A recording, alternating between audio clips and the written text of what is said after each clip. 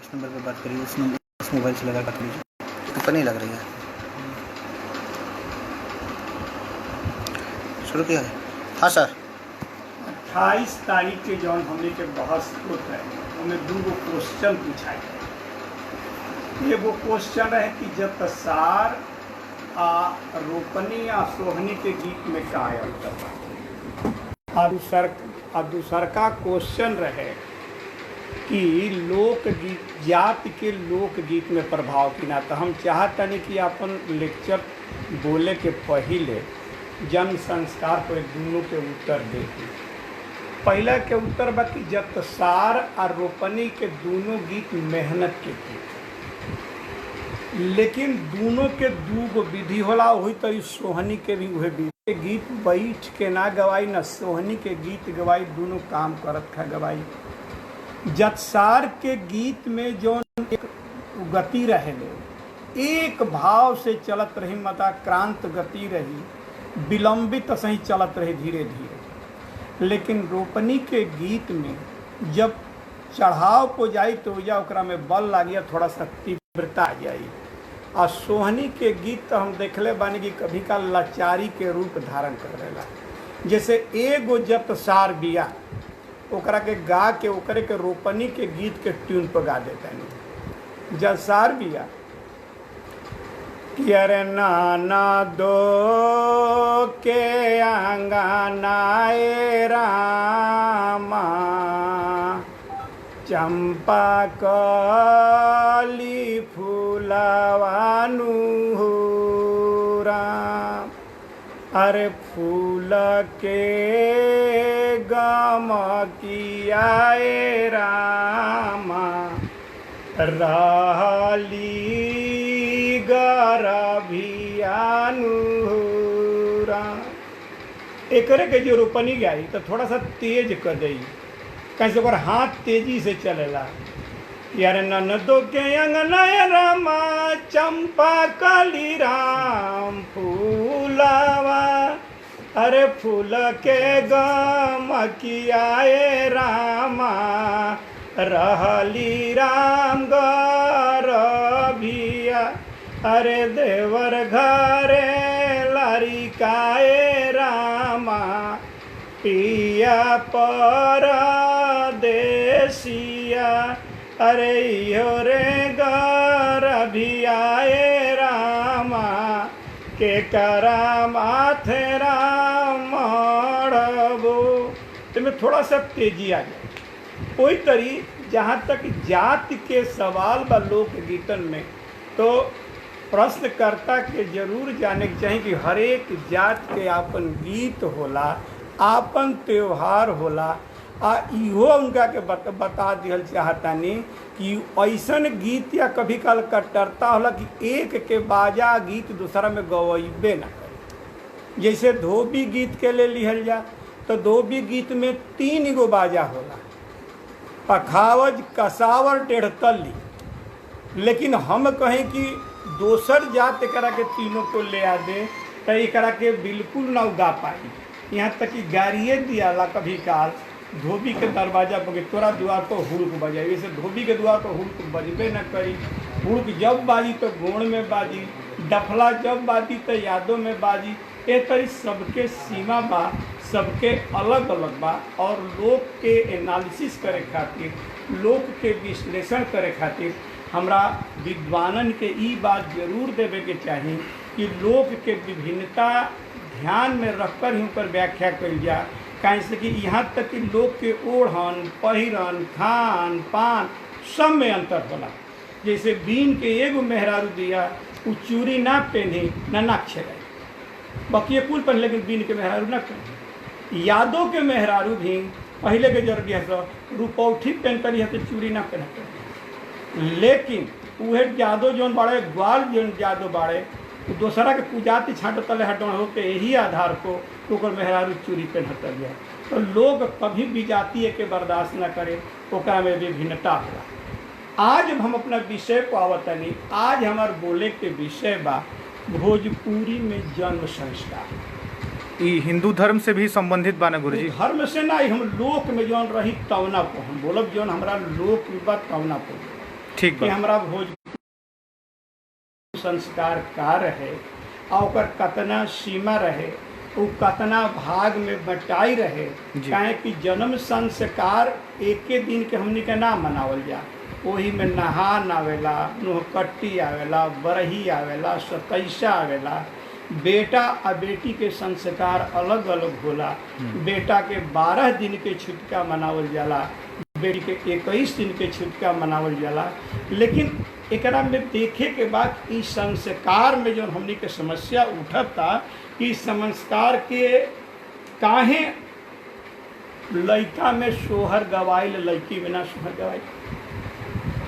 एक प्रश्न इहो उठता कि कुल जाति में सोहर ना गवाई, परमानेंट सोहर 5-6 गो जात में हमरा मिलल जो लड़का भैला पर गवाई, बाकी पे ना गवाई।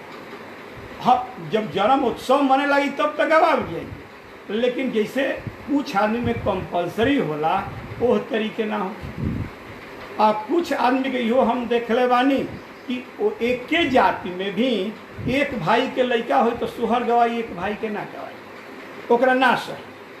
तो एकरा एक सभी प्रश्नन के हम चाहब कि एक में प्रयास कल जाओ जवाब देने के। आ हम विवाह जो सोहर वो समय में गवाला वही लोक गीतन के बोले के आधार बनाई। कहे से कि आ एक दिन में हमनी के उतने बोल पाई बाकी जो एक दिन के क्रिया के कवर कर। अब लोग के सबके हम बतावल चाहतानी कि जब भारत में भोजपुरी क्षेत्र में लोक में सबसे बड़ा दोष अगर रहे तो गरीबी ना रहे, बाझिन के दोष है। कि आदमी अगर बाझ हो जाता है तो कह सकती ओकर मुंह ना देखे के चाहिए। यहाँ तक कि राजा दशरथ ऐसन राजा के एगो दूरबीन गांव के बाहर रहे, उ जाके जब दशरथ जाता है तो जाके कहती अपना पति से कि राजा जौन बाड़े निर्वंशीय है उनका के हम देखनी। सोहर के ये टोन बा कि सुतल डोमावा जागावे जागाई के सुनावेली हो, डोमा राजावा हउए नीर बंसिया सबेरे मुहावा देखनी कैसे के दिन बीतीनु हो। आता ना बचन राजा सुनेले सुनही न पावेले, ललना गोड़ा मुड़ी ताने ले चदरिया जगवले ना जागेले। तो बाझ के पीड़ा हमने के यहाँ बहुत जबरदस्त है।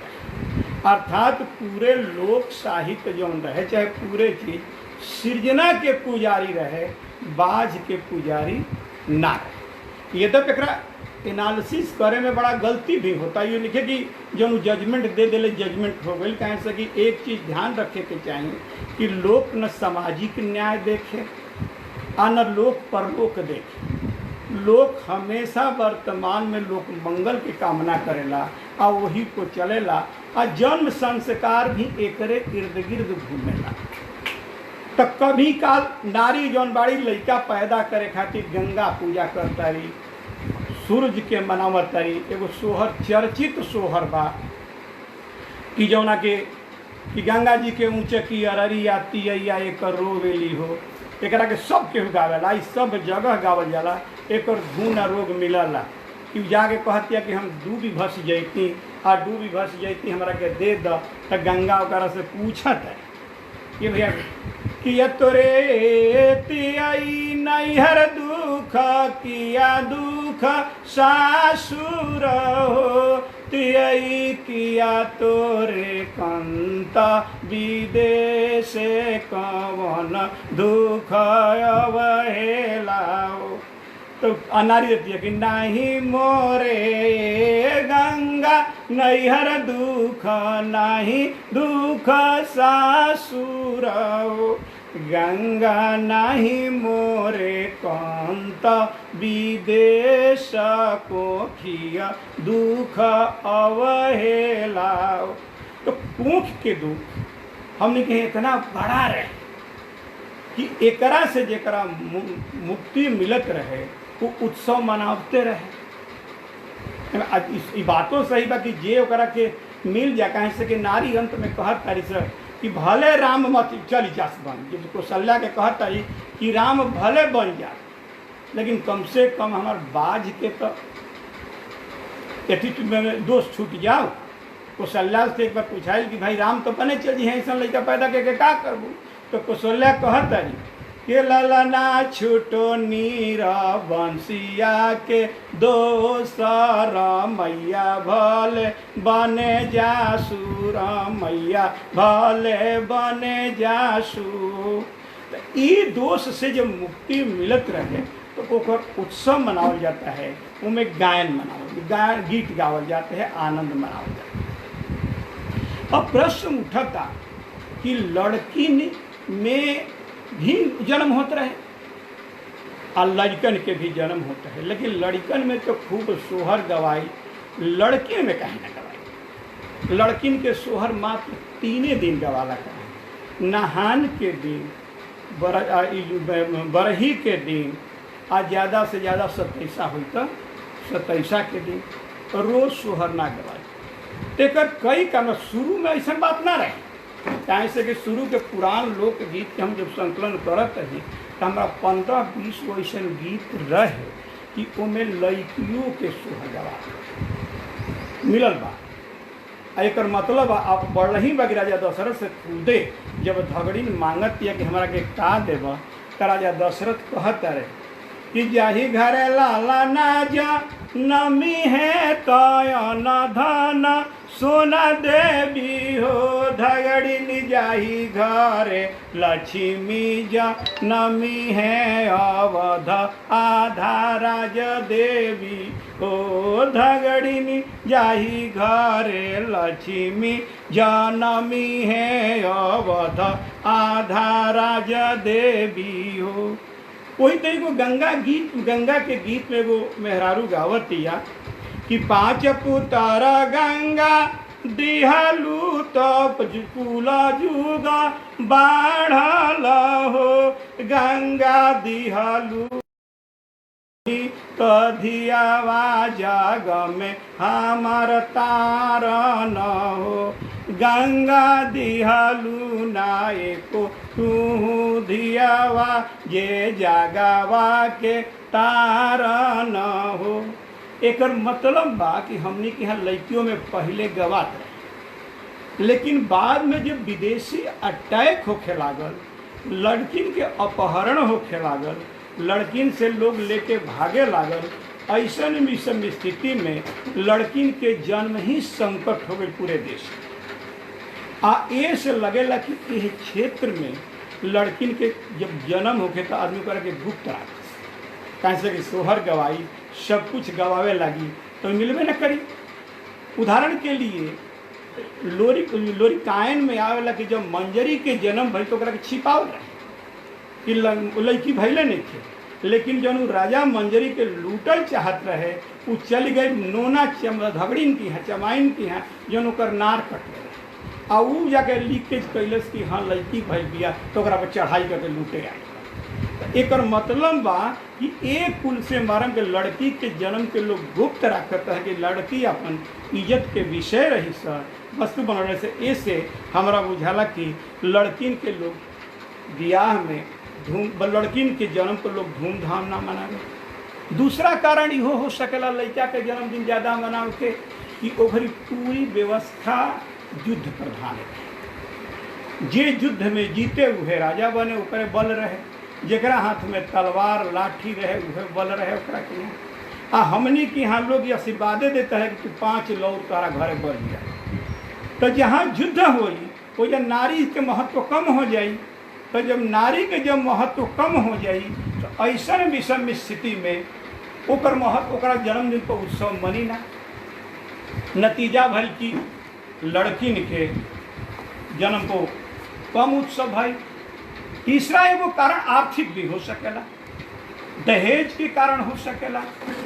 कहे से कि लड़की में जब दहेज पड़े, विवाह के गीत में हमारा कई बार आवेला कि एक गरहनवा बेटी लगली मड़ौआ रूसला मानेला दहेज दमाद हो।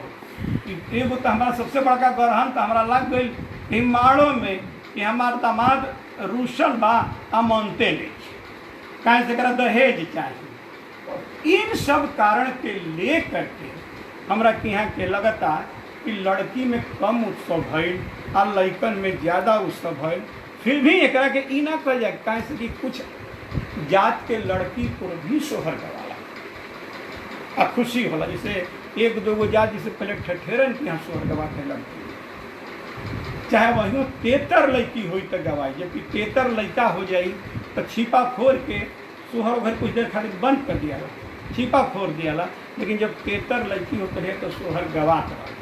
लेकिन अब कर कि पूरा दोष मिटता अब विकसित हो गई बा। तो जन्म संस्कार जे वही लड़का धरती को गिरेगा तो पहले आदमी के करा कि यहाँ जाला चमाइन के। लेकिन ये ध्यान रखे के चाहिए कि ओकरा के बोलाहट ना जाए।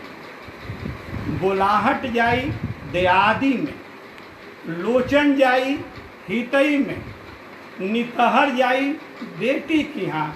लेकिन धगड़िन के जौन चीज लियावन जाला आखत लेके एगो लोहा के हथियार लेके आदमी जाएगी।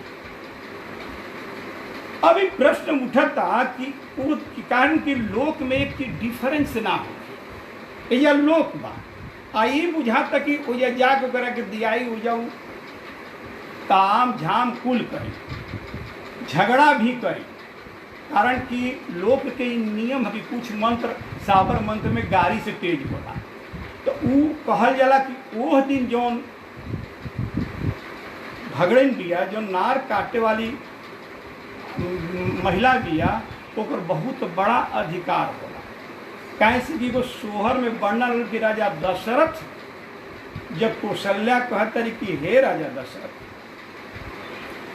जा करके धगड़िन के बोला तो कहला कि हम फौज अपन भेज देतानी सिपाही भेज देतानी।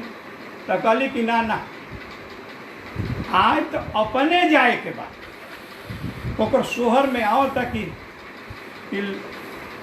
हथिया साजेला हाथी यहाँ तो घोड़ा घोड़ा सारा कसे हो ललना ललना दड़िया के कसेला कहाँ चलेला सब मोरंग हो ललना डलिया के कसेला कहाँ चलेला सब मोरंग हो। तो मोरंग में जब जा रहल बड़े तो मोरंग धगड़ी कमजोर ना रहे।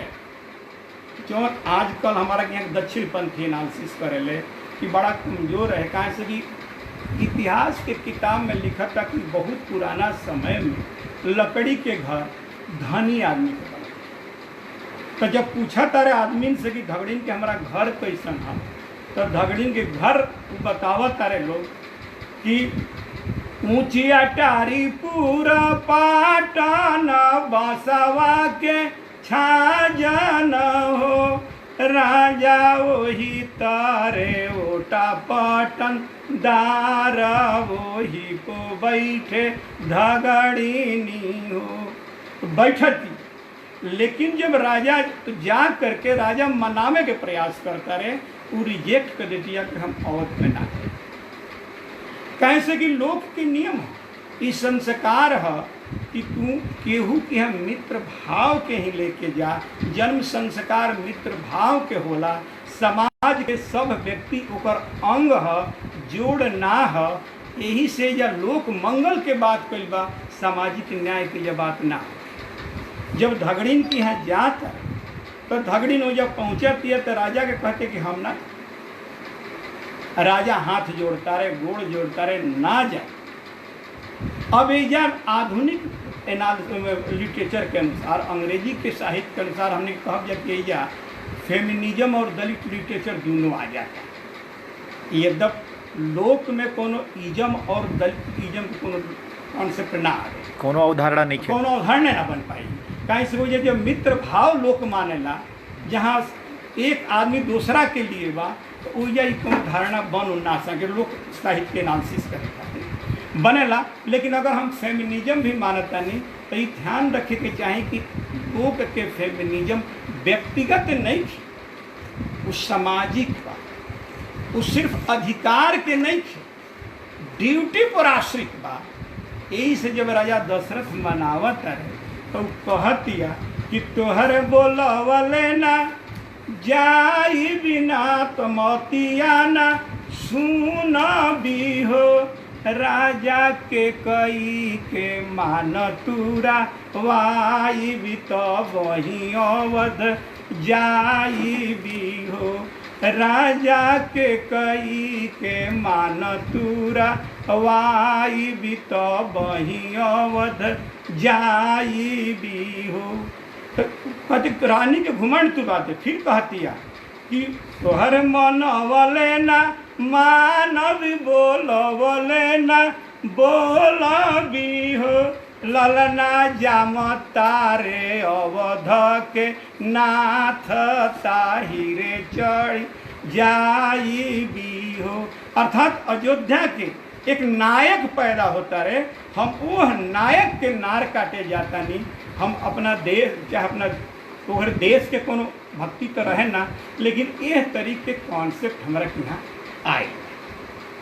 एक बाद जब आ जाले घर में आ गईला के बाद ओकरा के आखिर से उछा के ओकरा घर में प्रवेश करावल जाला। आई तो कपड़ा आपन बदल दी, तोहार कपड़ा ली। एक बाद उस सौरी में प्रवेश कर जाई। सौरी में प्रवेश कैला के बाद जाके नाल काटी, ओकर रेट ऑलरेडी तय बा। पहले रहे, बहुत पहले 8 आना ठेहुना धोआई, 8 आना अंगूठा धोआई, 2 रुपया फेड़ी ठोकाई, फेड़ी फेंकाई, एक तरीके रेट है। और नाल कटाई तो अब ओकर कितना नेग रहे, कहीं सो जब मालिक और मजदूर के ना रिश्ता रहे, वो या रिश्ता रहे एक परिवार के कि हम समाज के अंग हैं, जोड़ ना हैं। रिश्ता सिर्फ नून के ना रहे, खून के रिश्ता रहे। ए से वो या नेग चलत रहे, मजदूरी ना चलत। धगड़ी नोकरा के लेके नार ओढ़ के काट देला के बाद तब अब घर तक अगल बगल के पड़ोस पड़ोसी सब आ जास, पड़ोस पड़ोसी आ जास। एकरा बाद पहला काम रहे देवी गीत, आ दरवाजा पर तेल सेनुर गिरावल जाता है 5 देवी गीत में। अब एजा एक बात देखे के बाद, एजा कोनो ना वैदिक कल्चर है आ ना अनार्य के कल्चर, दोनों के सम्मिश्रण एजा मिलता है। कहें कि जब देवी जगई हैं, जब देवी जब देवता जब जगी हैं, तो मैं हम देखले बानी कि जितना देवी आज भी लोक के देवता बड़े जगावल हैं।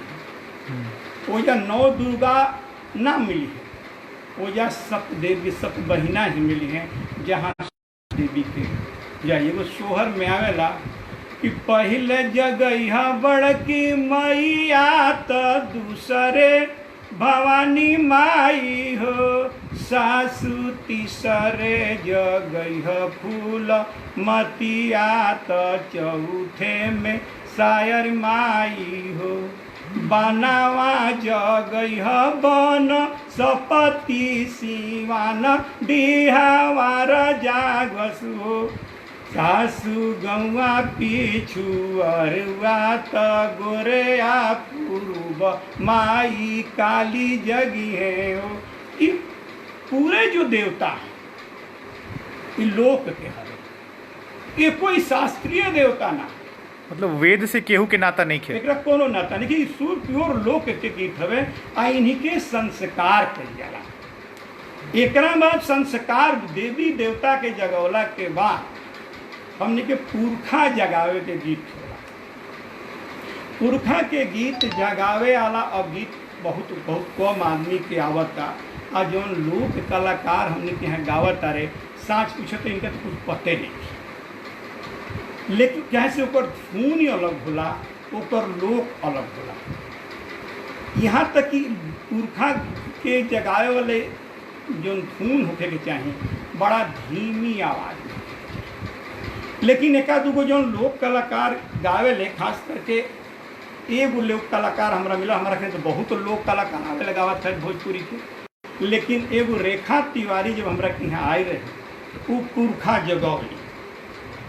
अब पुरखा उनका जगाव वाला गीत तो बढ़िया से जानत रहे, यहाँ तक कि पूरा संस्कार जानत रही, कहीं से कि भोगले रहे, सुनले ना रहे। उनका लड़का भरे तो कुल कर्म कैले रहे, लड़की भले तो कुल कर्म कैले रहे, लेकिन वो कैली का कि जौन पूर्वज जगावे वाली गीत बा थोड़ा तेज गति में गावे, ओकरा हमेशा धीम गति में गावे के चाही। धीम गति में ऐसे गावे के चाही कि उमें याद कर नाव धरे के बा कि हमार कौन पुरखा हवे, तो ओकरा के हे राग में गला कि अंगना में कुइया खानाइबो कि पियरी माटी हो, ललना सबूरी जामेला एक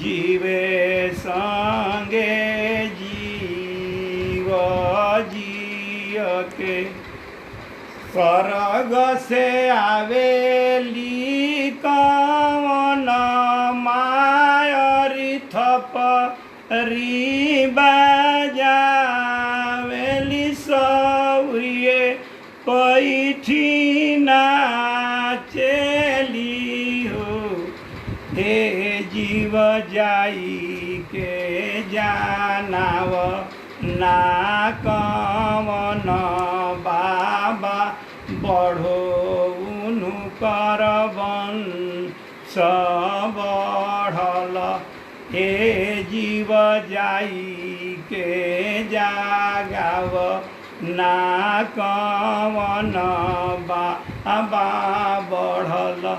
पूर्वजन के नाम रखाई आ संगे संगे में हरारुन के रखाई, अंत में एकर पूर्णाहुति होला कि बढ़ल कवना बाबा के वंश कवनी मायर के आंगन होए ललना जियो बंसला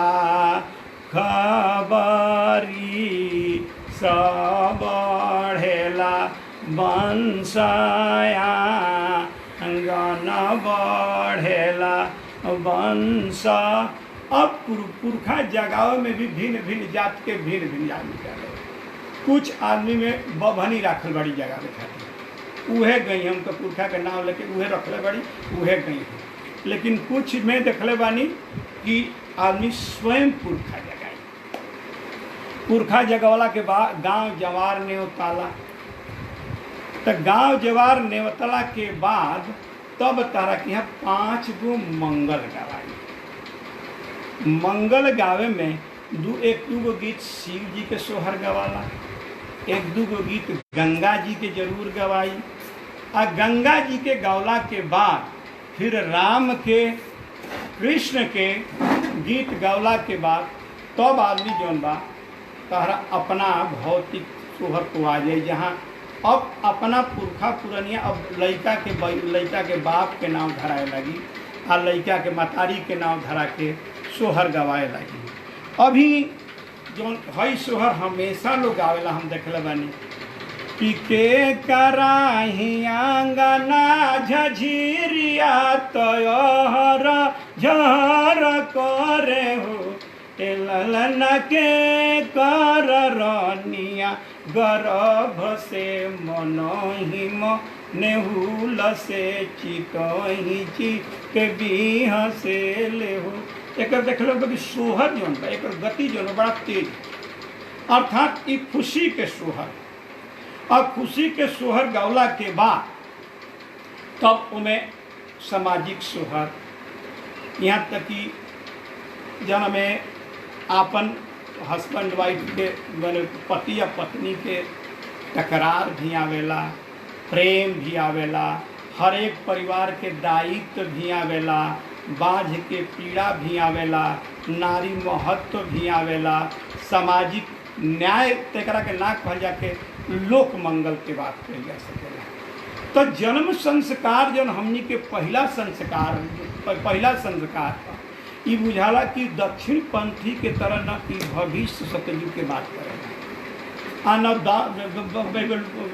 वामपंथी के तरह ना ही भविष्य सतयुग के बात करेला, आ ना दक्षिण पंथी के तरह भूत सतयुग के बात करेला।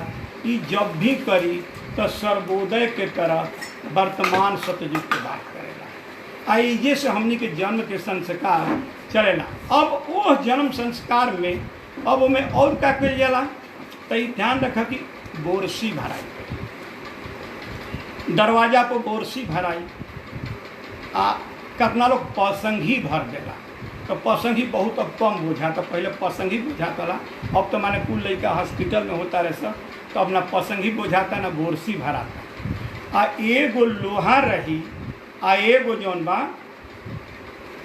कांट रही, एगो सीजू के कांट धराई, सीजू के जरूर कांट धराई। काहे से कि जितना तू देवता गोहरौले वाला लोक के सौर में उतने भूतो आ रहे हैं। वही संस्कारों में कोई भूतों के पूजा होला, जौना के जमहुन कहे जाता। यद्यपि जमहुन अब ना आवत हुआ, काहे से कि अब तक टेटनस होते ना, ये रियली टेटनस रहा। लेकिन जमहुन के कहानी हमने के यहाँ बड़ा रहे कि दोनों करिया करिया रहस, करिया करिया कपड़ा पहनले रहस, आ कुल मेहरारू देखस, आ उनका के आ करके लइकवा के उठा ले जा, जमुनिया उठा के ले जा, आ उ जमुए रह के 2.5 दिन के बाद अपने चल जाए। कैसे जब ना जम के लइकवा के ओकर लइकवा के चेहरवा जन करिया हो जा, टेटनसवा होखे तक। एगो घर पर कोनो 2 गो दवाई भी रहो संस्कार में। एगो रहे कि बत्तख के पाँख के हवा लागे के चाहे, तो बत्तख के अगर पाँख छाप ले तो समझे कि लड़का जी गए। दूसरा रहे कि जौना आदमी जम छुआला से बाँचल हो, वो अगर गोदी में लेके बैठ जा तो वो लेके कहीं से ओकरा भीतर एगो एंटीबॉडी तैयार हो जाता है। जैसे आजकल जैसे कोरोना के बीमारी भर तो कहता ना कि एगो एंटीबॉडी तैयार हो जाई तो कोरोना के बीमारी दूर हो जाई।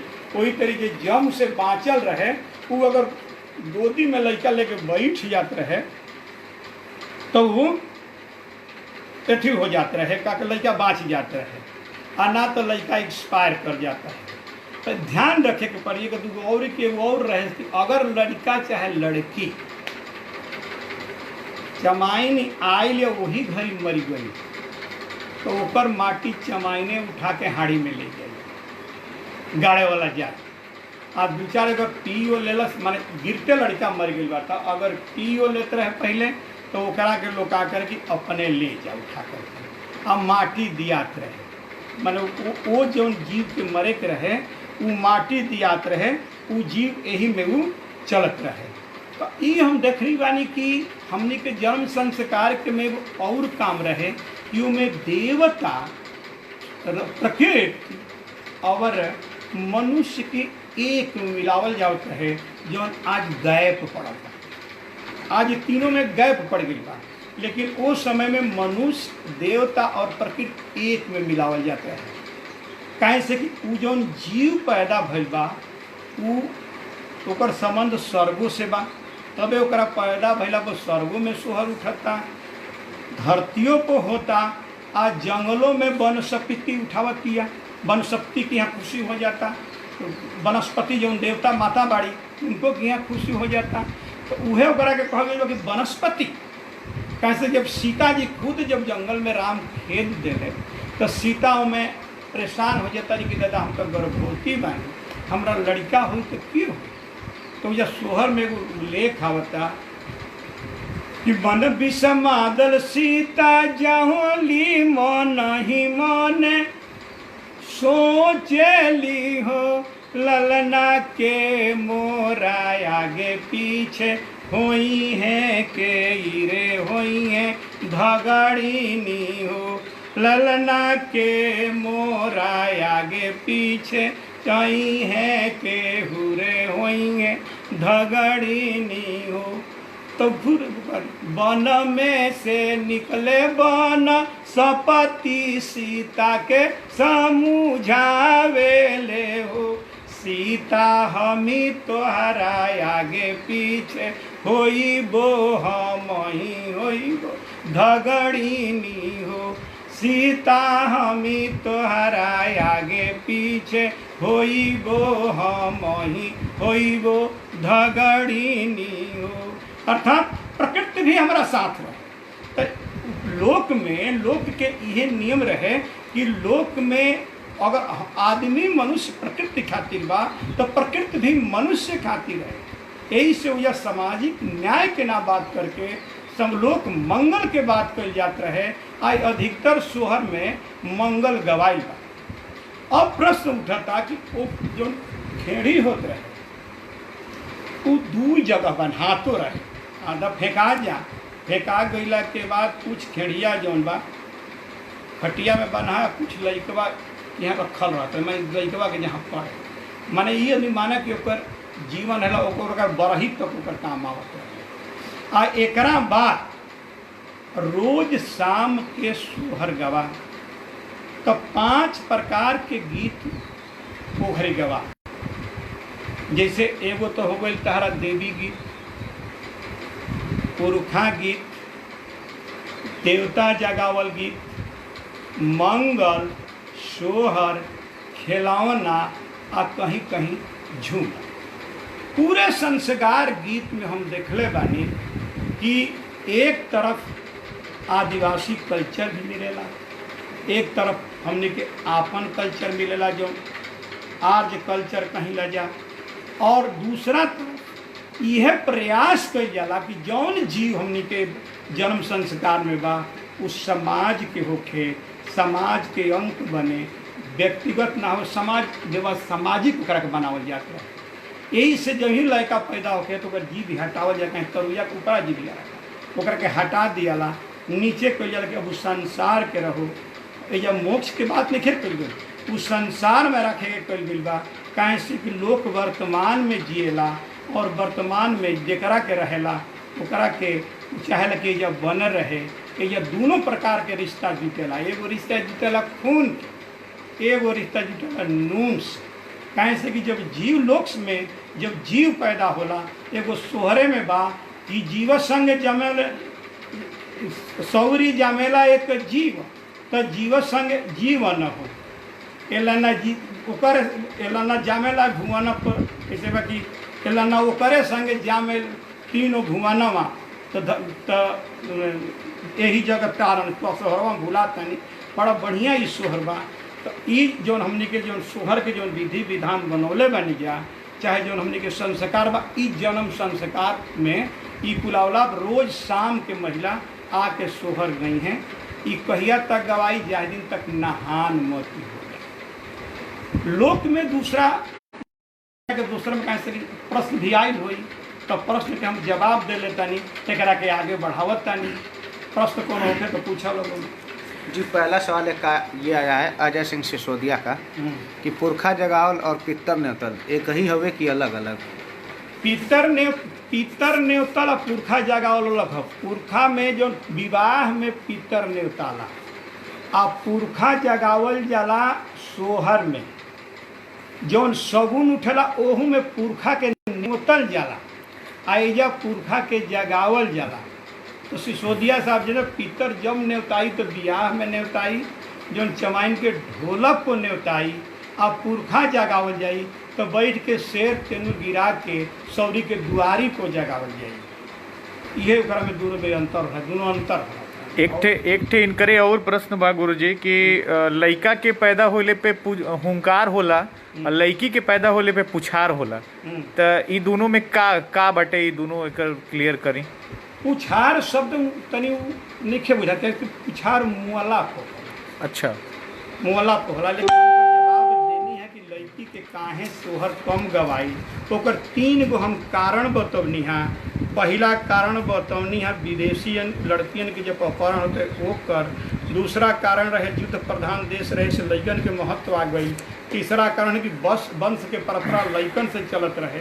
और चौथा आर्थिक रहे जवना के चलते आदमी लड़की के जन्म पर ना मना करके पुरुष के जन्म पर ही ज़्यादा उत्सव मनौले। देवेंद्र नाथ तिवारी पूछा तारे कि सोहर की चर्चा वैदिक साहित्य में भी मिलेला का?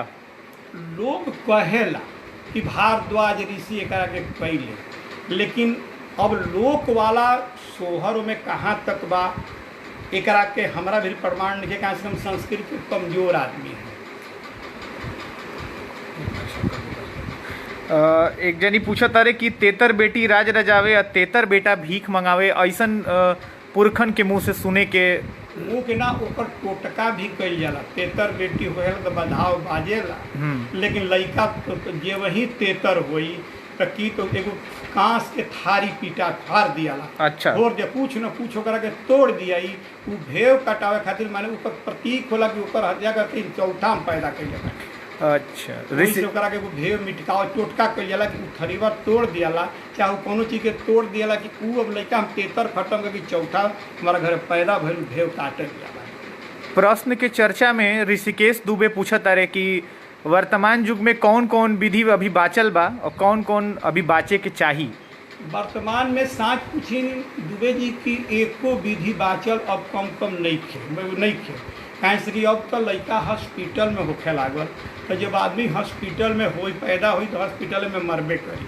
ये तो कॉन्सेप्ट, ये तो बात सही बा कि जहाँ पैदा हुई वही मरी, तो संस्कृति वो जरा खत्म होती है। लेकिन अभी कुछ बाँचल बा जौन है नयका हमनी के जन्मदिन मनावत नहीं जा, तो एमे जौन पैदा भइल बा तौन मनावता आ वो में समाज मनावत है जन्मदिन। एजा जो पैदा भइल बा वो मनावता।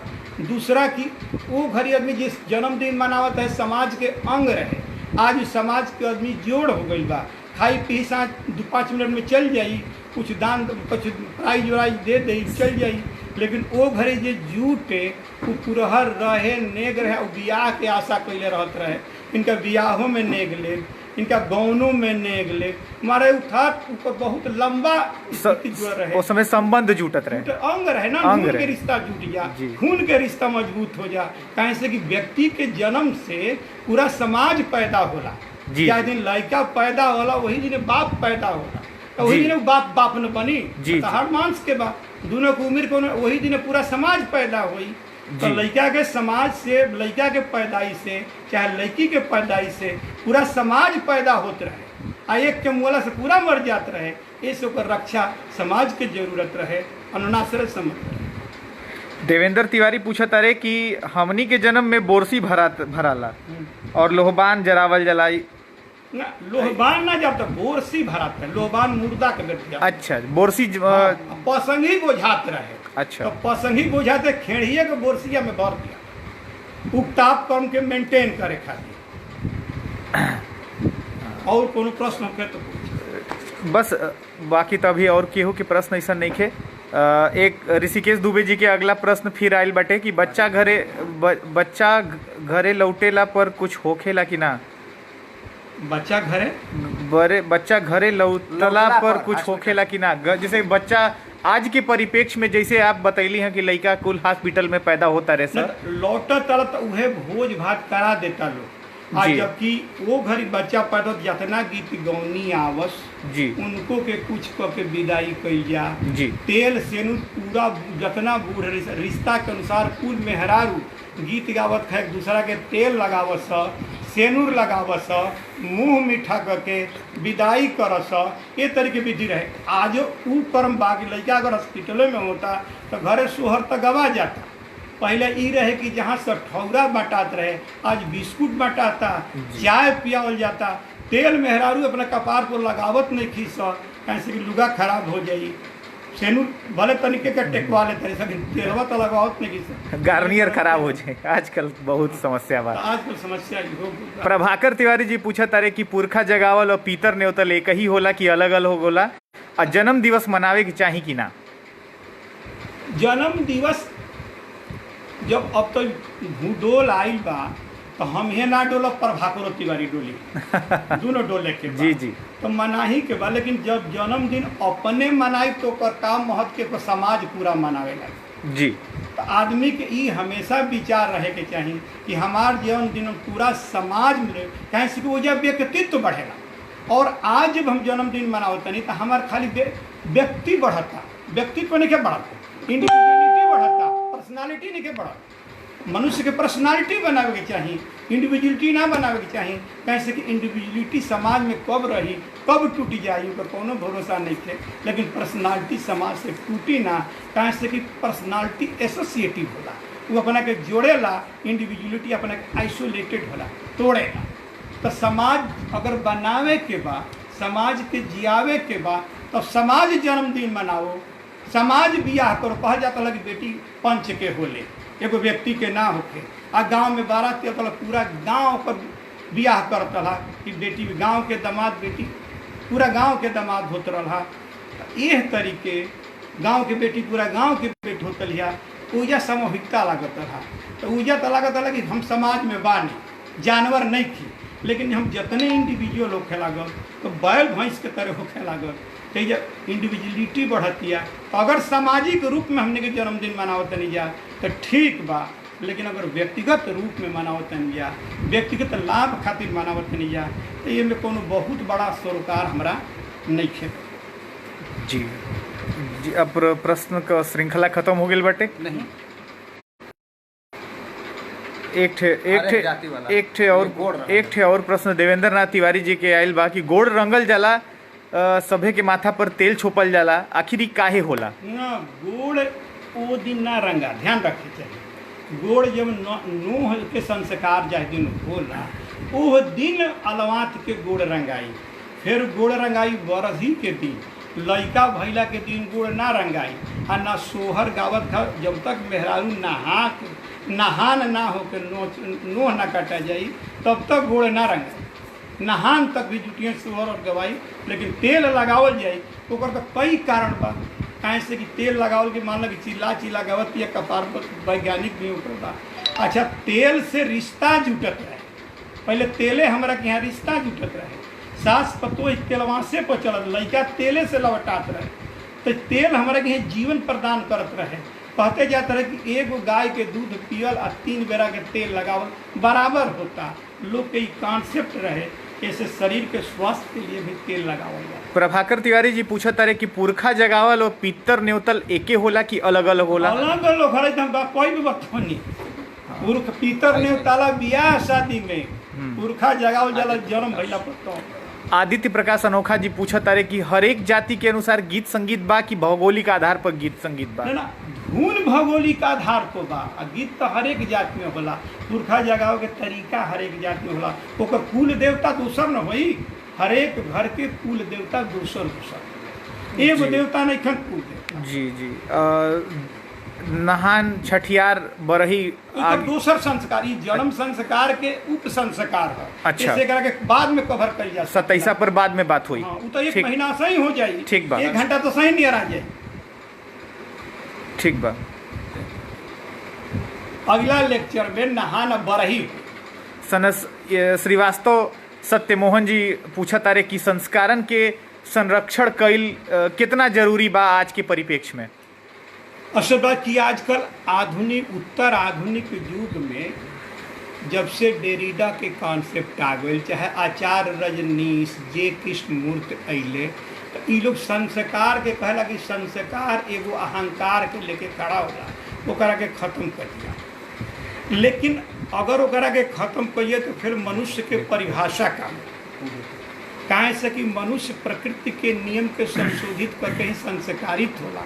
वो जा एगो संस्कार होखेला और संस्कार होखे के चाहिए, लेकिन संस्कार हमार ई होके के चाहिए कि व्यक्तिगत ना होके के चाहिए, सामाजिक होके के चाहिए, लोक कल्याण के होके के चाहिए, तबे वो लोक साहित्य के संस्कार का, न तो संस्कार ना।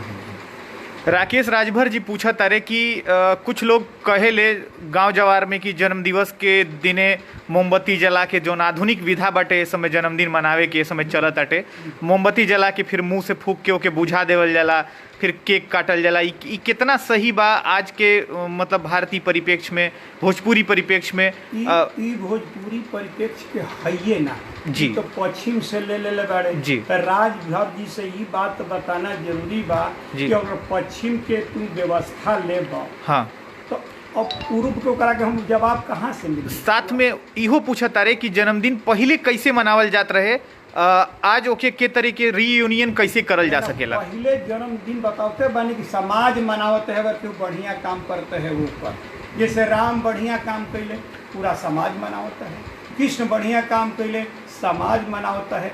व्यक्तिगत केहू जन्मदिन मनावत तो नावत ना रहे। हाँ, पुरखा के मरला के बाद उनकर मरण के पुण्यतिथि मनावल जाता है, लेकिन याद करे खातिर। लेकिन कोनो जन्मदिन हमने के भोजपुरी में ना मानता है, हमने तो जानते नहीं कि एग्जैक्ट हमने के जन्मदिन कहिया।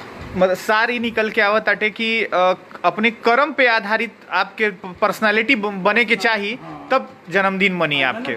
नंबर 2 बात की जौन जन्मदिन पश्चिम के लेकर जब कहा कि जयमाल हमार ना जयमाल जो आज शादी विवाह में होता, रिंग सेरेमनी पश्चिम के यहाँ जी, ऐसे ओकरा जरूरत रहे को डाइवोर्स के समस्या रहे, फोटोग्राफी जरूरत रहे। अच्छा, हमारा वीडियोग्राफी की कौन जरूरत है। हम तो तारा ग्रह के साक्षी दे के ब्याह करत रही जी। तो हमारा परंपरा में उनका परंपरा में अंतर बा। लेकिन ग्लोबलाइजेशन सोसाइटी भइले, ग्लोबलाइज सोसाइटी हो गई, तो ग्लोबलाइज सोसाइटी हो गई तो लोग होने के परंपरा लेवे लागल, लेकिन ओकरा के आपन मत समझो, लोग पराया जी। अब कतना वो लोग पचाप आवता ई देखे। अनुराग प्रताप सिंह पूछा तारे कि पाँव पूजी ले लइका लइकी के जन्मला पर डीह पूजला के कौनो संदर्भ बाका। पाव पूजी जाए दिन सतैसा होई ताह दिन, ओकरा पहले पाव पूजी ना होखे। आ डीह पूजाला उ तो जब बरही के दिन इनार कुइया डीह डाबर कुल पूजा, इनार कुइया डी डाबर। लेकिन डीह पूजे खातिर अलवा तिना पूजे जाए डीह का करी कि बोलावल जाए दुसाध जाति के, बुझाई ना ठीक। दुसाध जाति ही डीह पूजी का से खरवार चेरो खरवार के राज में दुसाध ही पुरोहित होते हैं। जी, रोहित खरवार जी पूछा तारे कि बरही के का मतलब होला। 12 दिन को जो बरही होला, 12 दिन को जन्म से 12 दिन के बरही। वो दिन अलवात बैठे वो दिन दूध आ पानी के एक में मिलावल जाला काट के। जब हम बोलब वो संस्कार को तो डिटेल बताई। ठीक, रात भर के कार्य 4-5 घंटा के कार्यक्रम होला बरही में। ठीक बा, बात आगे बढ़ावल जा गुरुजी। पूरा हो गया। अच्छा बाद दूसरा कार्यक्रम ठीक है, तो ये देखो ना, ये हमारी बात पूरी हो तो नीरज सिंह का ही है। जी, ये बात पूरी हो गई बटे। तो नीरज सिंह अंत में, नीरज सिंह का कहना है, नीरज सिंह के कहे के बाकी अंत में एगो सोहर सुना दें, ई खत्म करल जा आज का।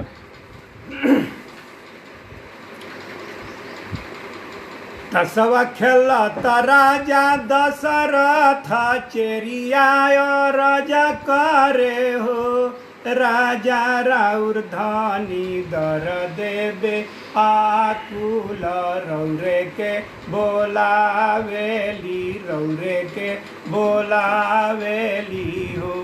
तसवा फेंकेले राजा दशरथ 36 गढ़ में धसी जाले हो, ललना चहु पेले वही गाजा ओ बरी जहाँ।